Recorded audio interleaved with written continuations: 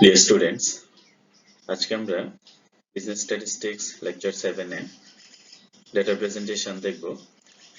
আজকে ডেটা প্রেজেন্টেশনে থাকবে ফ্রিকোয়েন্সি ডিস্ট্রিবিউশনকে কিভাবে গ্রাফে উপস্থাপন করা হয়। ফ্রিকোয়েন্সি ডিস্ট্রিবিউশন কে গ্রাফে উপস্থাপনের জন্য যে পদ্ধতিগুলি অবলম্বন করা হয় তার মধ্যে প্রধান হলো histogram, frequency polygon, smooth frequency curve এবং কিউমুলেটিভ ফ্রিকোয়েন্সি কার্ভ বা অজিক। আজকের এই লেকচারে আমরা মূলত হিস্টোগ্রাম এবং ফ্রিকোয়েন্সি পলিগন এর উপরে আমরা ফোকাস করব। আজকে লেকচার উপস্থাপন করছি আমি Mohammad Shipon Mia, associate professor, department of management, Comilla Victoria government college, Comilla. আজকের লেকচার আমাদের লার্নিং আউটকামস হলো, এই লেকচারটা অনুসরণ করলে তোমরা বলতে পারবে what is histogram, how to construct histogram when class intervals are equal and when class intervals are unequal, what is frequency polygon, how to draw it।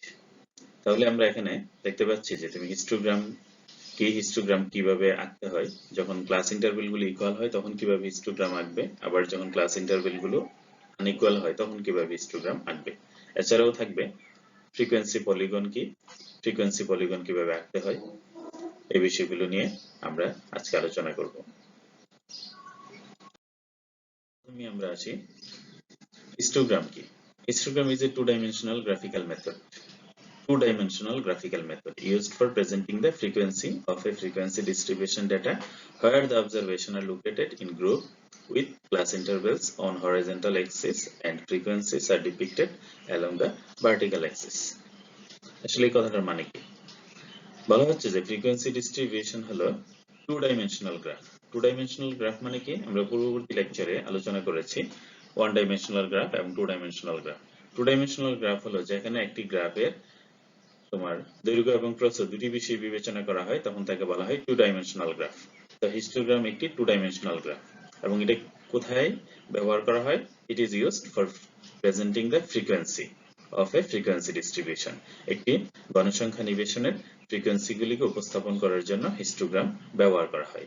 Where the observation are located in group, যেখানে observation গুলো মানে ডেটাগুলো group আকারে সাজানো থাকে with class interval on a horizontal Axis. এখানে দেখো Axis হলো দুইটা, একটা হলো হরাইজন্টাল অ্যাক্সিস আর একটা হলো ভার্টিক্যাল অ্যাক্সিস। বলতেছে ক্লাস ইন্টারভেল গুলো যে class intervals on horizontal Axis, অর্থাৎ ক্লাস ইন্টারভেল গুলো হরাইজন্টাল অ্যাক্সিসে বসাতে হয় আর ফ্রিকোয়েন্সি গুলো ভার্টিক্যাল অ্যাক্সিসে বসাতে হয়। এটা হলো হিস্টোগ্রামের বৈশিষ্ট্য। তাহলে আমরা কি বুঝলাম? হিস্টোগ্রাম হলো একটি টু ডাইমেনশনাল গ্রাফ যেগুলো ফ্রিকোয়েন্সি ডিস্ট্রিবিউশনের ফ্রিকোয়েন্সিকে উপস্থাপনের জন্য ব্যবহৃত হয়। আর এই ফ্রিকোয়েন্সি ডিস্ট্রিবিউশনের ক্লাস ইন্টারভেল গুলো বসানো হয় হরাইজন্টাল অ্যাক্সিসে আর ফ্রিকোয়েন্সি গুলিকে বসানো হয় ভার্টিক্যাল অ্যাক্সিসে। Histogram also called the column diagram. হিস্টোগ্রামকে কলাম ডায়াগ্রাম হিসেবেও অভিহিত করা হয়। Distance of each rectangle on the x-axis shall remain the same in case of uniform class intervals। অর্থাৎ ক্লাস ইন্টারভেল গুলি যখন ইউনিফর্ম হয় তখন প্রত্যেকটা হিস্টোগ্রামের দেখো এখানে হিস্টোগ্রামের ডিসটেন্স গুলো সমান সমান থাকে। Histogram represents the total frequency as distributed throughout the classes। Histogram total frequency গুলোকে উপস্থাপন করতে ব্যবহৃত হয়। Both the length and width are important। হিস্টোগ্রামে both length এবং width দুটি ইম্পর্টেন্ট।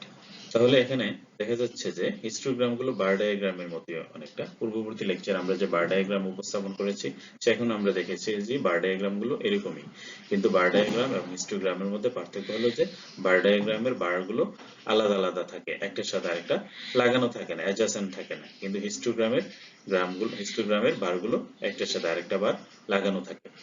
তাহলে আমরা বুঝতে পারলাম যে হিস্টোগ্রাম কি, হিস্টোগ্রামের কিছু বৈশিষ্ট্য আমরা এখানে আলোচনা করলাম। তোমরা আশা করি বলতে পারবে যে হোয়াট ইজ হিস্টোগ্রাম, হিস্টোগ্রামে আমরা কিভাবে ডেটা উপস্থাপন করি। এখন আমরা হিস্টোগ্রামের উদাহরণ কিভাবে দেখো, এখানে একটা উদাহরণ দেওয়া আছে। Draw histogram for the frequency table made for the data in question and answer the following questions. তাহলে এখানে একটা এক্সাম্পল দেওয়া আছে। দেখো ওয়েজেস শুরু কত 800 থেকে শুরু এবং হাইয়েস্ট হলো 900, আর এগুলো হলো ফ্রিকোয়েন্সি, অর্থাৎ 800 থেকে 810 পর্যন্ত ওয়েজেস পায় 3 জন, 810 থেকে 820 পর্যন্ত ওয়েজেস পায় 2 জন, 820 থেকে 830 পর্যন্ত ওয়েজেস পায় 1 জন, আর 890 থেকে 900 ওয়েজেস পায় হলো 4 জন। এই হলো আমাদের ফ্রিকোয়েন্সি ডিস্ট্রিবিউশন। বলা হচ্ছে যে এই ফ্রিকোয়েন্সি ডিস্ট্রিবিউশন গুলোকে তুমি একটি হিস্টোগ্রামের মাধ্যমে উপস্থাপন করো। তাহলে আমরা কিভাবে এগুলোকে হিস্টোগ্রামের মধ্যে উপস্থাপন করব? প্রথমেই আমরা দেখব হলো বার্ডে হিস্টোগ্রামের জন্য যে ফ্রিকোয়েন্সি ডিস্ট্রিবিউশনটা দেয়া আছে এখানে ক্লাস ইন্টারভ্যালটা সমান কিনা। দেখো প্রত্যেকটা ক্লাস ইন্টারভ্যাল কিন্তু এখানে 10 করে, 800 থেকে 810, পার্থক্য কত? 10, 810 থেকে 20, 10, অর্থাৎ প্রত্যেকটাই এখানে 10 করে ক্লাস ইন্টারভ্যাল। তাহলে এটা হলো class interval equal, class interval গুলো এখানে সমান। যদি ক্লাস ইন্টারভ্যাল গুলো সমান হয় তাহলে আমরা কিভাবে হিস্টোগ্রাম আঁকবো একটু দেখি। আমরা হিস্টোগ্রাম আঁকার শুরুতেই প্রথমে আমরা দুইটা অ্যাক্সিস দিয়ে আমরা একটা ভার্টিক্যাল অ্যাক্সিস নিব আর একটা হরাইজন্টাল অ্যাক্সিস নিব, অর্থাৎ এক্স অক্ষ আর একটা হলো ওয়াই অক্ষ।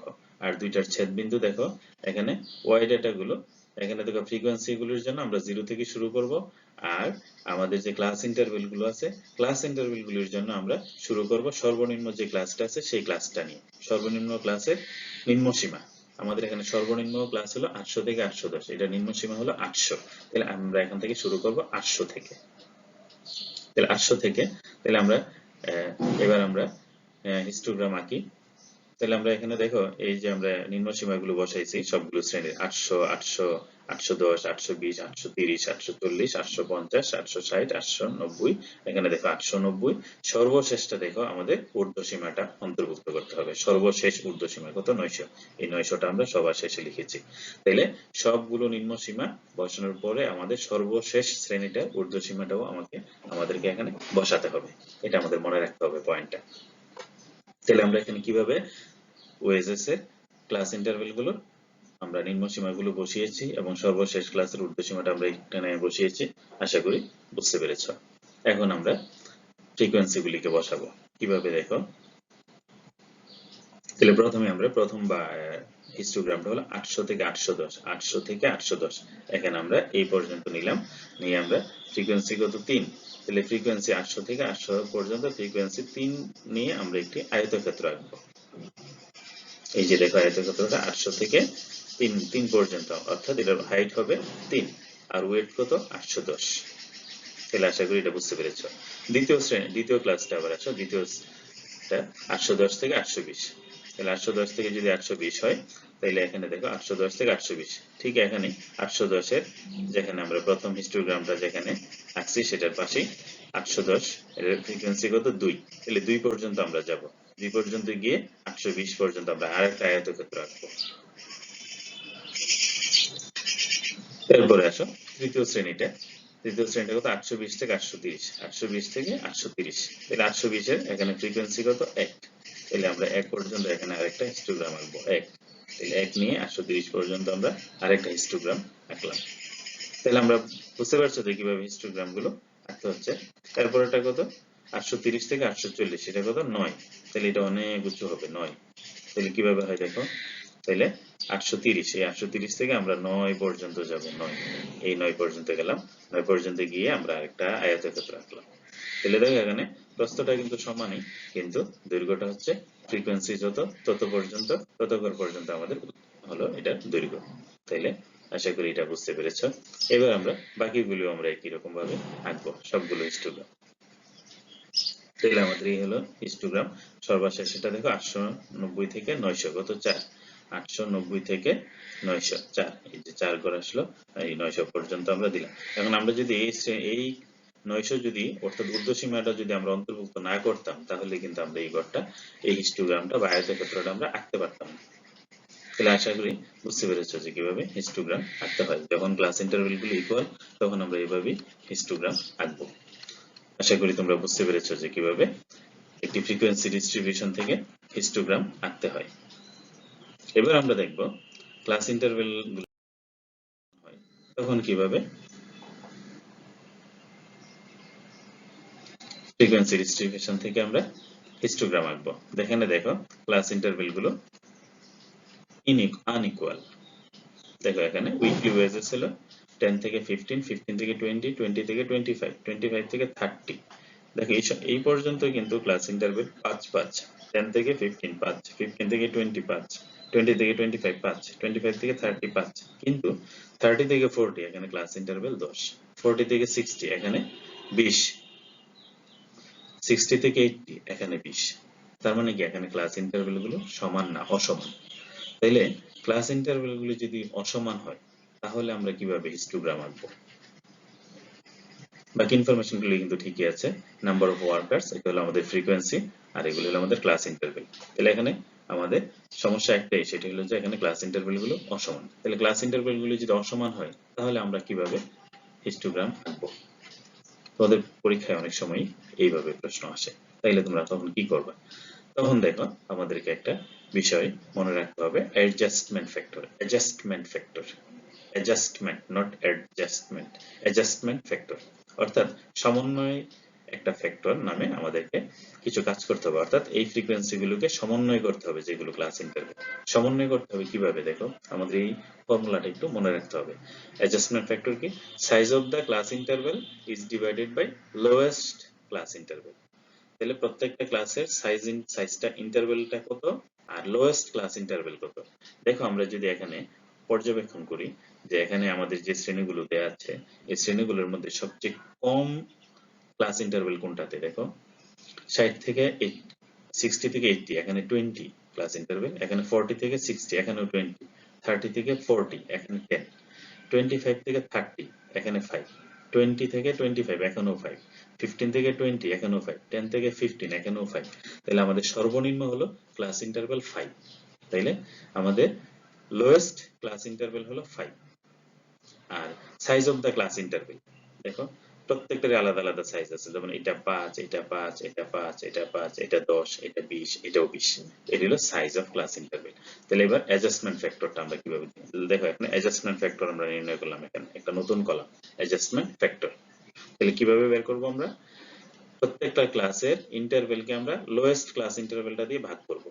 তাহলে এখানে এটার ক্লাস ইন্টারভেল কত? 5, আর আমাদের লোয়েস্ট ক্লাস ইন্টারভেলও 5। তাহলে 5 কে 5 দিয়ে ভাগ করলে 1। তাহলে আবার এখানে এটার ক্লাস ইন্টারভেল 5, আমাদের লোয়েস্ট ক্লাস ইন্টারভেলও 5, এটারও 5 দিয়ে 5 কে ভাগ করলে 1। এখানেও একই রকম 20 25, এখানে ক্লাস ইন্টারভেল 5, 5 কে যদি আমরা লোয়েস্ট ক্লাস ইন্টারভেল 5 দিয়ে ভাগ করি তাহলে 1। 25 থেকে 30 এখানেও 5, তাহলে 5 কে 5 দিয়ে ভাগ করলে 1। দেখো 30 থেকে 40 এখানে ক্লাস ইন্টারভেল কত? 10, 10 কে যদি আমরা লোয়েস্ট ক্লাস ইন্টারভেল 5 দিয়ে ভাগ করি তাহলে আসে 2। 40 থেকে 60 এখানে ক্লাস ইন্টারভেল কত? 20, 20 কে যদি আমরা 5 দিয়ে ভাগ করি তাহলে আসে 4। 60 থেকে 80 এখানেও 20, 20 কে যদি আমরা লোয়েস্ট ক্লাস ইন্টারভেল দিয়ে ভাগ করি তাহলে আসে 4। তাহলে এগুলো হলো আমাদের অ্যাডজাস্টমেন্ট ফ্যাক্টর। এই চিহ্নগুলো হলো বাক চিহ্ন, এগুলির আবার তোমরা যোগ চিহ্ন মনে করো না, বাক চিহ্ন। তাহলে আমাদের ক্লাস অ্যাডজাস্টমেন্ট ফ্যাক্টর গুলো আমরা বের করলাম। এখন এই অ্যাডজাস্টমেন্ট ফ্যাক্টর গুলো দিয়ে আমরা এই ফ্রিকোয়েন্সি গুলোকে ভাগ করব। ভাগ করলে যে ফ্রিকোয়েন্সিটা হবে সেটা হবে আমাদের নিউ ফ্রিকোয়েন্সিস। মনে থাকবে, অ্যাডজাস্টমেন্ট ফ্যাক্টরটা দিয়ে আমরা এই ফ্রিকোয়েন্সি গুলোকে ভাগ করব। যেমন 1 দিয়ে যদি আমরা 7 কে ভাগ করি 1, 1 দিয়ে যদি 19 কে ভাগ করি 19, 1 দিয়ে যদি 27 কে ভাগ করি 27, 1 দিয়ে যদি 15 কে ভাগ করি 15, 2 দিয়ে যদি 12 কে ভাগ করি 6, 4 দিয়ে যদি 12 কে ভাগ করি 3, 4 দিয়ে যদি 8 কে ভাগ করি 2। তাহলে এগুলি হলো আমাদের নিউ ফ্রিকোয়েন্সি। তাহলে আমরা এই ফ্রিকোয়েন্সি গুলো এখন ব্যবহার করব আমাদের হিস্টোগ্রাম আঁকার জন্য। তাহলে আশা করি বুঝতে পারছো যে আনইকুয়াল ক্লাস ইন্টারভেল হলে আমাদের একটু কাজ করতে হয়। কাজটা কি? প্রথমে আমরা বের করব অ্যাডজাস্টমেন্ট ফ্যাক্টর। এই অ্যাডজাস্টমেন্ট ফ্যাক্টর গুলো দিয়ে আমরা ফ্রিকোয়েন্সি গুলোকে ভাগ করে আমরা পাবো নতুন ফ্রিকোয়েন্সি, আর এই নতুন ফ্রিকোয়েন্সি গুলো দিয়েই আমরা হিস্টোগ্রাম তৈরি করব। তাহলে এই কিছু নতুন জিনিস তোমরা শিখলা। তাহলে এই কাজটা আশা করি বুঝতে পেরেছো। এখন আমরা যাই হিস্টোগ্রাম আঁকি আমরা এখন। তাহলে দেখো এখানে প্রথমে আমরা আগের মতো x অক্ষ এবং y অক্ষ আমরা দুইটা আঁকি। ভার্টিক্যাল অক্ষে আমরা এই নিম্ন সীমাগুলো বসাই। তাহলে এখানে ভার্টিক্যাল অক্ষ, হরাইজন্টাল অক্ষে আমরা এই নিম্ন সীমাগুলি বসাবো, আর সর্বশেষ শ্রেণীটার ঊর্ধ্ব সীমাটা বসাবো। তাহলে 10 থেকে 80 পর্যন্ত। দেখো 10 15 20 যেভাবে আছে সেভাবে 10 15 20, তারপরে 25 30 60 25, তারপরে 30, 30 এর পরে আছে 40। দেখো মাঝখানে 50 আমরা লিখেছি 10 ব্যবধান দিয়ে, কিন্তু আমাদের মূল গড় হবে 40 60। তারপরে 10 ব্যবধান দিয়ে দিয়ে আমরা এখানে লিখলাম। তোমরা ইচ্ছা করলে 5 দিয়ে দিয়েও লিখতে পারো, 10, 15, 20, 25, 30, 35, 40, 55 এভাবে লিখতে পারো, অথবা এখানে যেভাবে আমরা লিখেছি তোমরা এইভাবেও লিখতে পারো। তোমাদের জন্য যেটা তোমরা ভালো বুঝতে পারো সেভাবেই তোমরা লিখো, দুটোই সঠিক। তাহলে আমাদের সর্বনিম্ন সর্বশেষ শ্রেণীটা কত? 60, এটার ঊর্ধ্বসীমা কত? 80। তাহলে আমরা 80 পর্যন্ত গেলাম। তাহলে আশা করি এটা বুঝতে পেরেছো। এখন আমরা আয়তক্ষেত্রগুলো আঁকি। তাহলে 10 থেকে 15 এটার ফ্রিকোয়েন্সি গুলি কত? 7। তাহলে আমরা প্রথমটাতেই 7 পর্যন্ত যাই। 7, 10, 0 থেকে 7। তাহলে 7 নিয়ে আমরা একটা ঘর আঁকলাম। তাহলে এখানে একটা হলো। তারপরে আবার 10 থেকে 15 থেকে 20। তাহলে এই 15 এখান থেকে যাও, 15 থেকে 20, 20 গিয়ে আবার আর একটা ঘর আঁকো। এরপরে 20 থেকে 25। তাহলে 25 পর্যন্ত যাই, 25 থেকে 15 পর্যন্ত গিয়ে 25 পর্যন্ত গিয়ে আবার একটা ঘর আঁকলাম। এরপরটা আবার কত? 25 থেকে 30 থেকে 40। দেখো 30 থেকে 40 এটাতে কত? 30 থেকে 40 এর নিউ ফ্রিকোয়েন্সি হলো 6। তাহলে আমরা 6 পর্যন্ত যাব। 30 থেকে 40, 6। আর আমাদের এই ক্লাসটা কত? 30 থেকে 40। তাহলে 40 পর্যন্ত 6, এই 40 পর্যন্ত আমার আমাদের ঘরটা হবে। এরপরে 60 থেকে 40 থেকে 60 এটা কত? 3। তাহলে আমরা 40 এর ঘরে 3 পর্যন্ত যাই, 60 পর্যন্ত এই আয়তক্ষেত্র রাখলাম। এরপর হলো 60 থেকে 80, নতুন ফ্রিকোয়েন্সি কত? 2। তাহলে আমরা 60 থেকে 80 পর্যন্ত 2 এ যাব। এই 2 এ গিয়ে আমরা 80 পর্যন্ত আমাদের আয়তক্ষেত্রটা আঁকবো। তাহলে এখন আমাদের এটা হয়ে গেল আমাদের নতুন আয়তক্ষেত্র, নতুন হিস্টোগ্রাম। তাহলে আনইকুয়াল ক্লাস ইন্টারভ্যাল গুলোর ক্ষেত্রে আমরা কিভাবে হিস্টোগ্রাম আঁকবো, আশা করি এটা বুঝতে পেরেছো। তাহলে এখানে আমাদের নতুন পদক্ষেপগুলো কি কি? প্রথমেই আমাদের করে নিতে হবে অ্যাডজাস্টমেন্ট ফ্যাক্টর। অ্যাডজাস্টমেন্ট ফ্যাক্টরে আমরা কিভাবে করব? আমরা সাইজ অফ দ্য ক্লাস ইন্টারভ্যালকে আমরা লোয়েস্ট ক্লাস ইন্টারভ্যাল দিয়ে ভাগ দিব। ভাগ দিলে আমরা পেয়ে যাব অ্যাডজাস্টমেন্ট ফ্যাক্টর। আর এই অ্যাডজাস্টমেন্ট ফ্যাক্টরটা দিয়ে আমরা কি করব? আমাদের ফ্রিকোয়েন্সি গুলোকে ভাগ দিব। ভাগ দিয়ে যেটা হবে সেটা হবে আমাদের নিউ ফ্রিকোয়েন্সি। আর এই ফ্রিকোয়েন্সি গুলো দিয়েই আমরা হিস্টোগ্রাম আঁকব। তাহলে আশা করি বুঝতে পেরেছো যে কিভাবে হিস্টোগ্রাম আনইকুয়াল ক্লাস ইন্টারভ্যাল দিয়ে আঁকতে হয়। তাহলে এখন আমরা যাব ফ্রিকোয়েন্সি পলিগন।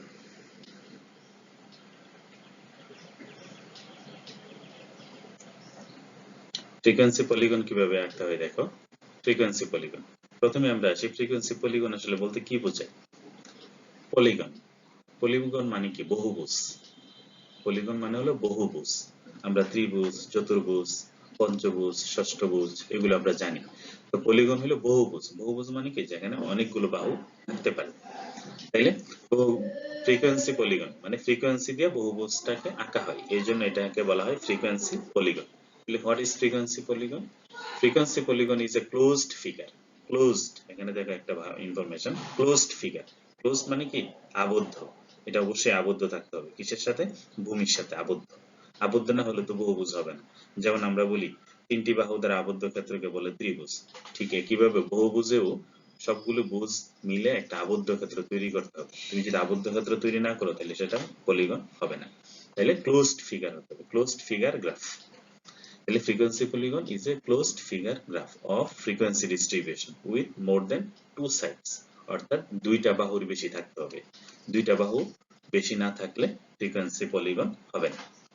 তাহলে ফ্রিকোয়েন্সি পলিগন কি? Frequency polygon is a closed figure graph of frequency distribution with more than 2 sides. To make comparison of frequency distribution, it is preferred. বলা হচ্ছে to make comparison of frequency distribution. তুমি যদি একাধিক frequency distribution কে আঁকো তাহলে তুমি তাদের মধ্যে সহজে তুলনা করতে পারবে। তাহলে frequency polygon কেন আঁকা হয়? frequency polygon আঁকার একটা মূল উদ্দেশ্য হলো frequency distribution গুলির মধ্যে একটা তুলনা করা। তাহলে আমরা এখানে বুঝলাম যে ফ্রিকোয়েন্সি পলিগন কি। ফ্রিকোয়েন্সি পলিগন হলো একটি বহুভুজ, বহুভুজ যা ফ্রিকোয়েন্সি দ্বারা আঁকা হয় এবং তার মধ্যে অবশ্যই দুই বা ততোধিক বাহু থাকতে হবে। তাহলে frequency polygon is a closed figure graph. Closed figure graph মনে রাখতে হবে। What is frequency polygon? তুমি এতটুকু লিখলেও কিন্তু মোটামুটি তোমার অ্যান্সার কারেক্ট হবে। What is frequency polygon? Frequency polygon is a closed figure graph of frequency distribution with more than 2 sides. আর এটা কেন আঁকা হয়? to make comparison of frequency distribution. Frequency distribution বা গণসংখ্যা নিবেশনকে তুলনা করার জন্য এই frequency polygon আঁকা হয়। তাহলে এখন আমরা দেখি একটু যে frequency polygon কয়ভাবে আঁকা যায়। দেখো, there are two ways to draw frequency polygon. frequency polygon আঁকার জন্য দুটি পদ্ধতি রয়েছে। there are two ways to draw frequency polygon. কি কি? প্রথমটা হলো by drawing histogram first. তুমি প্রথম হিস্টোগ্রাম তৈরি করবে। এর আগের স্লাইডে আমরা দেখেছি কিভাবে হিস্টোগ্রাম তৈরি করতে হয়। তাহলে বলা হচ্ছে যে তুমি প্রথম হিস্টোগ্রাম তৈরি করবে, দেন জয়েন দেয়ার মিড পয়েন্টস। তারপর এখন দেখো উপরের চিত্রটাতে দেখো আমরা এখানে প্রথম হিস্টোগ্রাম এঁকেছি, পূর্ববর্তী স্লাইডের হিস্টোগ্রামটা আমরা এখানে নিয়ে এসেছি। তাহলে এখানে হিস্টোগ্রাম এঁকেছি। হিস্টোগ্রামের দেখো প্রথম আয়াতে লেখক গ্রুপটার প্রথম যে আমাদের হিস্টোগ্রামটা আছে এটার মিড পয়েন্ট আমরা সিলেক্ট করি। এটার মিড পয়েন্ট, প্রত্যেকটার মিড পয়েন্ট, এটার মিড পয়েন্ট দেখো বি, এটার মিড পয়েন্ট কে সি দিলাম, এটার মিড পয়েন্ট ডি, এটা ই, এটা এফ, এটা জি, এটা এইচ, এটা আই, এটা জে, এটা কে। এই যে মিড পয়েন্ট গুলো আছে এই মিড পয়েন্ট গুলো যোগ করে এই মিড পয়েন্ট গুলো যোগ করার মাধ্যমে আমরা ফ্রিকোয়েন্সি ডিস্ট্রিবিউশন ব্যবহার করে আমরা ফ্রিকোয়েন্সি পলিগন আঁকতে পারি। এটা হলো একটা পদ্ধতি। তাহলে এই পদ্ধতিতে তোমাকে কি করতে হবে? প্রথমে ফ্রিকোয়েন্সি পলিগন আঁকার জন্য তোমাকে প্রথমে হিস্টোগ্রাম আঁকতে হবে। তাহলে by drawing histogram first, then join their mid points by straight line, এবং এগুলি যোগ করতে হবে স্ট্রেট লাইন দিয়ে, অর্থাৎ সোজা সরল রেখা দ্বারা। তুমি যদি খালি হাতে যদি যোগ করো তাহলে কিন্তু হবে না, তোমাকে অবশ্যই স্কেল দ্বারা সরল রেখা দ্বারা এগুলোকে যোগ করতে হবে। সরল রেখা, অবশ্যই সরল রেখা ব্যবহার করতে হবে। তাহলে by straight lines with their adjacent rectangle. Finally close the both ends to the baseline. সর্বশেষ কি করতে হবে? ক্লোজ করতে হবে তোমাকে। এই যে মিড পয়েন্টটা সেটা বেজ লাইনের সাথে তোমাকে এটা ক্লোজ করতে হবে। বেজ লাইনের সাথে এটাকে ক্লোজ করতে হবে। এটাও ক্লোজ করতে হবে, এটাও ক্লোজ করতে হবে। তুমি যদি ক্লোজ না করো তাহলে তো এটা আবদ্ধ হবে না, আর আবদ্ধ না হলে এটা ক্লোজ ফিগার গ্রাফও হবে না, আর ক্লোজ ফিগার গ্রাফ না হলে তো এই যে ফ্রিকোয়েন্সি পলিগন হবে না। তাহলে বুঝতে পেরেছো কি? By drawing histogram first, then join their mid points. প্রথম হিস্টোগ্রাম আঁকতে হবে, তারপরে তাদের মিড পয়েন্ট গুলো স্ট্রেট লাইন দ্বারা জয়েন করতে হবে, তারপরে শুরুটা এবং শেষটা কি করতে হবে? বেজ লাইনের সাথে ক্লোজ করে দিতে হবে। বেজ লাইনের সাথে ক্লোজ করে দিলেই তখন এটা হয়ে যাবে ফ্রিকোয়েন্সি পলিগন। অর্থাৎ তুমি যে এই যে দেখো এই যে গ্রাফটা যে এঁকেছো এটাই হলো ফ্রিকোয়েন্সি পলিগন। এটা হলো একটা পদ্ধতি। দ্বিতীয় পদ্ধতি হলো another method is without drawing histogram. তুমি হিস্টোগ্রাম আঁকা ছাড়া, হিস্টোগ্রাম না এঁকে তুমি কিভাবে ফ্রিকোয়েন্সি পলিগন আঁকবে? দেখো, another method is without drawing histogram. Here the midpoints of the various classes are calculated first. এখানে কি করবা? তুমি প্রথমে প্রত্যেকটা ক্লাসের মিড পয়েন্ট গুলো আগে আইডেন্টিফাই করবা, মিড পয়েন্ট গুলো ক্যালকুলেট করতে হবে। Mid point of the various classes, প্রত্যেকটা ক্লাসের মিড পয়েন্ট গুলো প্রথম ক্যালকুলেট করতে হবে। দেন প্লট দ্য করেসপন্ডিং ফ্রিকোয়েন্সিস, তারপরে এই মিড পয়েন্ট গুলি বরাবর প্রত্যেকটা ক্লাসের ফ্রিকোয়েন্সি গুলোকে বসাবা, বসিয়ে তারপরে জয়েন দেম স্ট্রেট লাইন, তারপরে মিড পয়েন্ট গুলোকে যোগ করতে হবে কি দিয়ে? স্ট্রেট লাইন দিয়ে। দেখো এখানে কিন্তু হিস্টোগ্রাম নাই, এখানে শুধু মিড পয়েন্ট গুলো আছে। মিড পয়েন্ট গুলো স্ট্রেট লাইন দিয়ে জয়েন করতে হবে। তারপরে সর্বশেষ finally close both the ends to base line by extending them. সর্বশেষ কি করতে হবে? বেজ লাইনের সাথে এক্সটেন্ড করে যোগ করে দিতে হবে, তখন এটা হয়ে যাবে ফ্রিকোয়েন্সি পলিগন। তাহলে ফ্রিকোয়েন্সি পলিগন আঁকা কয়টা পদ্ধতি? দুইটা পদ্ধতি। কি পদ্ধতি? একটা হলো হিস্টোগ্রামের মাধ্যমে হিস্টোগ্রামে এঁকে, আরেকটা হিস্টোগ্রাম আঁকা ছাড়া, দুইটা পদ্ধতি। তাহলে আশা করি বুঝতে পেরেছো যে ফ্রিকোয়েন্সি পলিগন কি এবং ফ্রিকোয়েন্সি পলিগন কয়ভাবে আঁকা যায়। এখন আসো আমরা বিষয়টা উদাহরণ দিয়ে আমরা একটু প্র্যাকটিস। তাহলে এখানে আমরা প্রথমেই দেখো একটু উদাহরণ দেখি।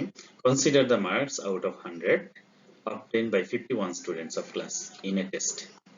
একটি ক্লাস এখানে একটা পরীক্ষা নেওয়া হয়েছে, এখানে 51 জন স্টুডেন্ট পার্টিসিপেট করেছে 100 মার্কসের পরীক্ষায়।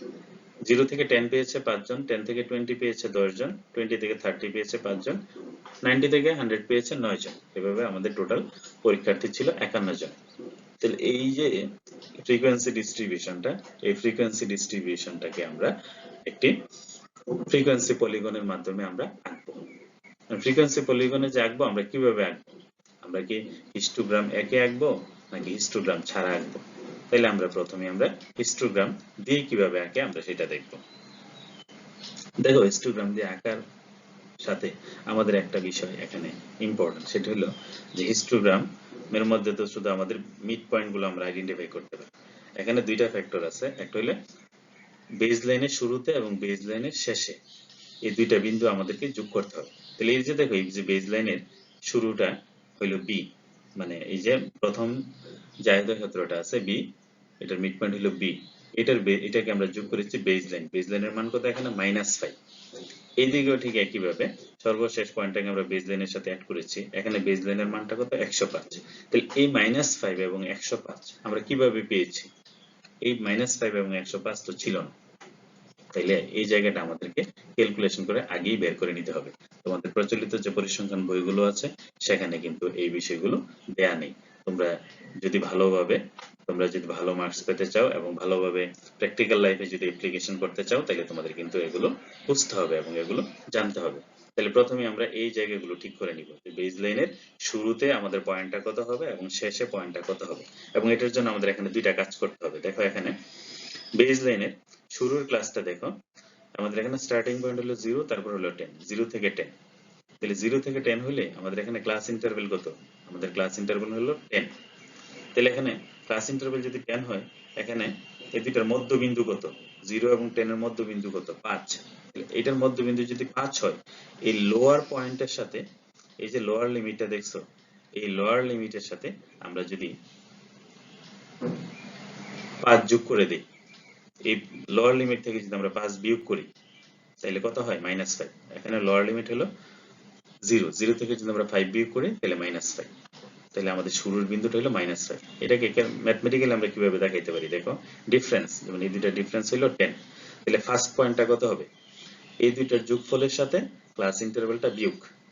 দেখো এখানে এই দুইটার যোগফলের যে গড়, যোগফলের গড়ের সাথে আমাদের ক্লাস ইন্টারভ্যাল কত? 10। ক্লাস ইন্টারভ্যাল 10 বিয়োগ, তাহলে 0 + 10 ডিভাইডেড বাই 2, এটা হলো গড়, প্রথম ক্লাসের গড় কত? এই গড়ের সাথে 10 মাইনাস, তাহলে গড় এখানে কত? ভাগ করলে কত পাই? 5। 5 থেকে 10 বিয়োগ করলে -5। ঠিক এইভাবে লাস্ট পয়েন্টের ক্ষেত্রে কিন্তু তুমি মাইনাস করবা না, লাস্ট পয়েন্টের সাথে করবা যোগ, অর্থাৎ এই দুইটার গড়ের সাথে 10 যোগ, তাহলে 90 এবং 100। এই দুইটার গড় কত? এই দুইটার গড় হলো 190। 190 কে 2 দিয়ে ভাগ দিলে হয় 95। 95 এর সাথে 10 যোগ, তাহলে কত? 105। তাহলে তোমার সর্বশেষ বিন্দুটা হবে 105। অর্থাৎ এই যে ক্যালকুলেশনটা, এই ক্যালকুলেশনটা আমরা সহজভাবে বলতে পারি, দেখেন আমাদের ক্লাস ইন্টারভ্যাল এখানে মিড পয়েন্টটা কত? 5। আচ্ছা, এই 5 আমরা এই 0 এর সাথে যোগ করে 0 থেকে 5 বিয়োগ করলে -5। ঠিক একইভাবে এখানে মিড পয়েন্ট কত? এখানে মিড পয়েন্ট হলো 95। তাহলে 95 এর সাথে তুমি 10 যোগ করে দাও, 10 যোগ করলে কত হয়? 105। তাহলে তোমার এখানে হয়ে গেল। তাহলে তুমি হাইয়েস্ট পয়েন্টও মানে প্রথম পয়েন্টও পেলা, আবার শেষ পয়েন্টও পেলা। তাহলে তোমার দুইটা পয়েন্ট পেয়ে গেলা। প্রথম পয়েন্টটা কত? -5, আর শেষ পয়েন্টটা হলো 105। তাহলে -5 এবং 105। তাহলে তোমার চিত্রটা আঁকার সময় এক্স অক্ষে অর্থাৎ হরাইজন্টাল অক্ষে তোমাকে এই দুইটা পয়েন্ট কিন্তু আঁকতে হবে। তোমার গ্রাফে কিন্তু এই দুইটা পয়েন্ট থাকতে হবে, -5 এবং 105। এরপরে তুমি কি করবা? এরপরে যথারীতি আগের মতোই তুমি হিস্টোগ্রাম আঁকো। প্রথম হিস্টোগ্রাম কিভাবে আঁকতে হয় জানো, তুমি প্রথম এই লোয়ার লিমিট গুলি বসাবা। তাহলে লোয়ার লিমিট কত? 0, 10, 20, 30, 40, 50, 90 এবং সর্বশেষ ক্লাসে হায়ার লিমিট 100। তাহলে 100 পর্যন্ত গেলা। এখন তুমি এগুলো ফ্রিকোয়েন্সি গুলি বসাই দাও। তাহলে 0 থেকে 10 এখানে ফ্রিকোয়েন্সি 5, তাহলে 0 থেকে 5 গেলা 10। এরপরটা কত? 10 থেকে 20, তাহলে 10 থেকে এই যে এখানে 10, 5, 10 পর্যন্ত গেলাম 20, হ্যাঁ এই 20 পর্যন্ত আসলাম। এরপরে আবার একইভাবে প্রত্যেকটা ক্লাসে আয়তক্ষেত্রগুলি তোমরা আঁকলা। তাহলে আয়তক্ষেত্রগুলি আঁকার পরে এটা হয়ে গেল হিস্টোগ্রাম। হিস্টোগ্রামের মিড পয়েন্ট গুলো এবার বের করো।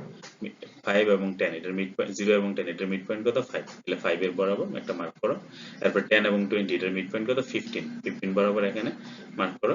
তাহলে এই প্রত্যেকটার মিড পয়েন্ট তুমি বের করলা। মিড পয়েন্ট গুলি বের করার পরে তোমার কাজ হলো মিড পয়েন্ট গুলো স্কেল দিয়ে, অর্থাৎ তোমার যে স্কেল আছে স্কেল দিয়ে যোগ করবা, সরল রেখা দ্বারা যোগ করে দিবা স্কেল গুলো। খালি হাতে আঁকলে কিন্তু হবে না, তোমাকে স্কেল দিয়ে যোগ করতে হবে। তাহলে এই পর্যন্ত আঁকলা। এখানে একটা বিন্দু আসলে, প্রথম বিন্দুটা এখানে, শেষ বিন্দুটা এখানে। দেখো এটা কিন্তু আবদ্ধ ক্ষেত্র হইল না, তাহলে আবদ্ধ ক্ষেত্র হওয়ার জন্য এটাকে বেজ লাইনের সাথে যোগ করতে হবে। এখানে বেজ লাইন কত আমাদের, কতটা হিসাব শুরু হবে, বেজ লাইন হবে -5।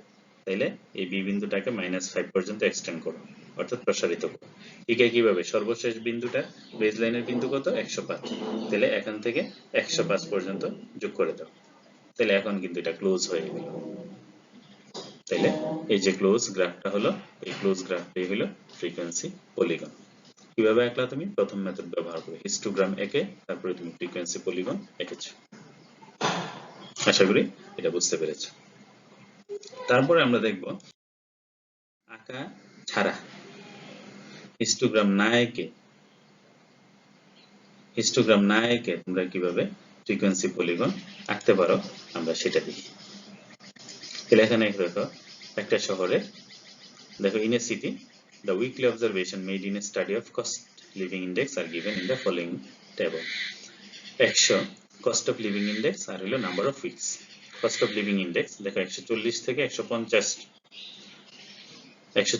150 টাকা ব্যয় করে দেখো 5 সপ্তাহে, 150 থেকে 160 টাকা ব্যয় করে 10 সপ্তাহে, 160 থেকে 170 ব্যয় করে 20 সপ্তাহে, 170 অর্থাৎ টোটাল সপ্তাহ কত 52 সপ্তাহ।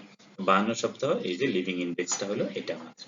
এখন এই ডেটাগুলো দিয়ে আমরা কি করব, একটা ফ্রিকোয়েন্সি পলিগন তৈরি করব হিস্টোগ্রাম না এঁকে। হিস্টোগ্রাম না আঁকলেও আমাদের কিন্তু ফার্স্ট পয়েন্ট এবং লাস্ট পয়েন্টটা বের করতে হবে। ফার্স্ট পয়েন্ট এবং লাস্ট পয়েন্টটা বের করার ফর্মুলাটা মনে আছে তো আমাদের, প্রথমেই বের করতে হবে ডিফারেন্স। এই দুইটা ডিফারেন্স কত, 140 আর 150 এর ডিফারেন্স ছিল কত 10। দেখো এখানে 10, তাহলে 10 যদি হয় 140 এবং 150 এর ডিফারেন্স 10, তাহলে দুইটার মিড পয়েন্ট কত, 140 এবং 150 এর মিড পয়েন্ট হলো 145। দেখো এখানে মিড পয়েন্ট কত 145। তাহলে এই 145 সাথে 145 এর থেকে তুমি এটার ক্লাস ব্যবধান কত 10 বিয়োগ করে দাও, তাহলে তুমি প্রথম ব্যবধানটা পেয়ে যাবে, প্রথম বিন্দুটা পেয়ে যাবে। তাহলে 145 এখানে 145 থেকে 10 বিয়োগ করলে কত 135, তাহলে তোমার ফার্স্ট পয়েন্ট হবে এখানে 135। আবার এখানে মিড পয়েন্টের সাথে 10 যোগ করে দাও, এখানে মিড পয়েন্ট কত 190 আর 200 মিড পয়েন্ট কত 195, তো 195 এর সাথে 10 যোগ করে দাও, 10 যোগ করলে কত হবে 205, তাহলে তোমার 205 হবে তোমার লাস্ট পয়েন্ট। তাহলে প্রথম পয়েন্ট হবে 135 এবং সর্বশেষ পয়েন্ট হবে 205। আশা করি বুঝতে পেরেছো। আমরা মুখে মুখে এই ক্যালকুলেশনটা করে ফেললাম, তোমরা কিন্তু এইভাবে ক্যালকুলেশন করে খাতার মধ্যে দেখিয়ে দিবা, কারণ এটা না হলে কিন্তু তোমার ফ্রিকোয়েন্সি পলিগনটা সম্পূর্ণ হলো না। এবার আসো দেখো আমাদের এই যে আমরা মিড পয়েন্ট গুলো এখানে বের করেছি, cost of living index mid point. তুমি যদি মিড পয়েন্ট বের না করো, দেখো আমরা যখন হিস্টোগ্রাম ব্যবহার করেছি তখন কিন্তু আমরা মিড পয়েন্ট নির্ণয় করি নাই, কিন্তু আমরা যখন হিস্টোগ্রাম ব্যবহার করব না করে যখন আমরা ফ্রিকোয়েন্সি পলিগন আঁকবো তখন কিন্তু অবশ্যই আমাদের মিড পয়েন্ট বের করতে হবে। মিড পয়েন্ট কিভাবে বের করব, আপার লিমিট এবং লোয়ার লিমিট যোগ করে দুইটা ভাগ। তাহলে প্রথম ক্লাসের মিড পয়েন্ট 145 এবং সর্বশেষ ক্লাসের মিড পয়েন্ট 195, এভাবে প্রত্যেকটা ক্লাসের মিড পয়েন্ট তোমরা বের করবা অবশ্যই। এবং এটার পাশাপাশি আমাদের প্রথম ক্লাসটা কত, প্রথম পয়েন্টটা কত হবে, অর্থাৎ বেজ লাইনের সাথে পয়েন্টটা কত হবে, এবং দুইটা বেজ লাইন, একটা শুরুর পয়েন্টটা কত, শেষের পয়েন্টটা কত। শুরুর পয়েন্টটা কত 145, 145 থেকে আমরা 10 বিয়োগ করে দিব, কত আছে 135, তাহলে আমাদের শুরুর পয়েন্ট 135 আর শেষের পয়েন্টটা কত হবে 195 সাথে আমরা 10 যোগ করে দিব, যেহেতু ক্লাস ইন্টারভ্যাল 10, তাহলে 205। তাইলে শুরুর পয়েন্টও বুঝলাম, শেষের পয়েন্টও বুঝতে পারলাম। এখন আমরা আসো চিত্র আঁকি।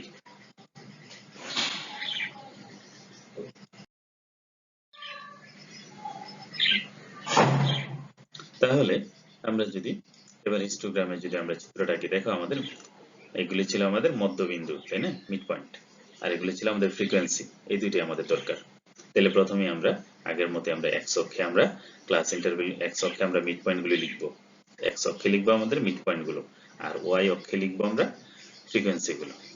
তাহলে এক্স অক্ষে আমাদের মিড পয়েন্ট লেখার সময় আমাদের সর্বপ্রথম মিড পয়েন্টটা কত ছিল, এখানে কিন্তু 145, কিন্তু আমাদের প্রথম বিন্দুটা কিন্তু 145 না, কত 135, ওই যে 10 বিয়োগ করেছিলাম আমরা 135, তাহলে 135 দিয়ে আমাদের মিড পয়েন্ট শুরু। এরপর 145, 55, 65, 95, সর্বশেষটা কত ছিল 205, এই 205 এসে আমরা শেষ করব। তাহলে এবার আমরা ফ্রিকোয়েন্সি গুলি বসাই, 145 বরাবর 5, 145 বরাবর 5, 155 বরাবর 155 বরাবর 10, 165 বরাবর দেখো 165 বরাবর 20, এই যে 20, 165 বরাবর 20, 175 বরাবর 9, 185 বরাবর 6, 195 বরাবর 2। শেষ কিন্তু আমাদের এই সবগুলি বিন্দু এবার আমরা স্ট্রেট লাইন দিয়ে যোগ করে দিব, অর্থাৎ স্ট্রেট লাইন, অর্থাৎ সরল রেখা হবে, কিন্তু খালি হাত দিয়ে আঁকলে কিন্তু হবে না। তাহলে এই যে এই বিন্দুটা হলো আমাদের প্রথম বিন্দুটা, এটা হচ্ছিল আমাদের শেষ বিন্দুটা, অর্থাৎ 5 এখানে আর এই 2 হলো এখানে।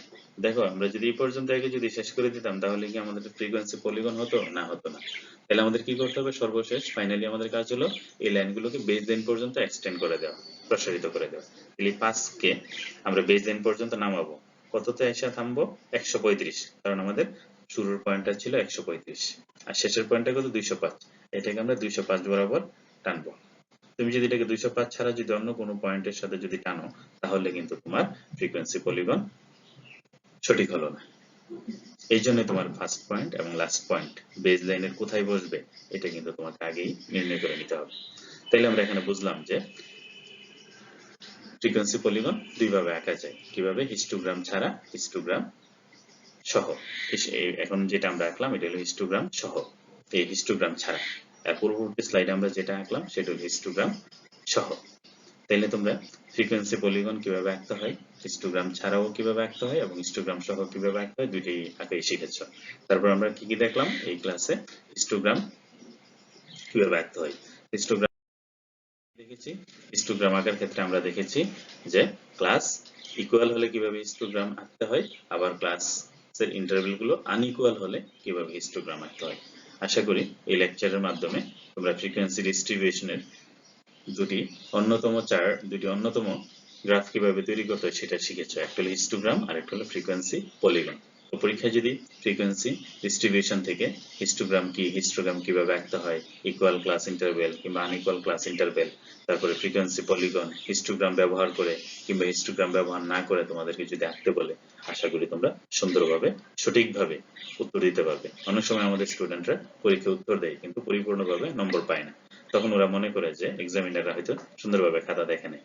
আসলে তোমাদের পরীক্ষায় ভালো মার্কস পাওয়ার জন্য, ভালো রেজাল্ট করার জন্য তোমাকে প্রত্যেকটা খুঁটিনাটি বিষয়ে তোমাকে সুন্দরভাবে পরিষ্কার করে ব্যাখ্যা করতে হবে। আশা করি এই লেকচারের মাধ্যমে তোমরা সেই জ্ঞানটুকু অর্জন করতে পারবে। এখানে যদি তোমাদের কোনো সাজেশন থাকে বা তোমাদের যদি কোনো প্রাসঙ্গিক কোনো পরামর্শ থাকে তোমরা অবশ্যই আমাকে এই মেইলে মেইল করবে। আর আমার এই যে ইউটিউবে এই চ্যানেলটা আছে ক্রিয়েটিভ সাপোর্ট, তোমরা এখানে সাবস্ক্রাইব করবে, তাহলে এই সংক্রান্ত আরো অনেক ভিডিও তোমরা দেখতে পাবে। ধন্যবাদ সবাইকে, ভালো থেকো, খুদা হাফেজ।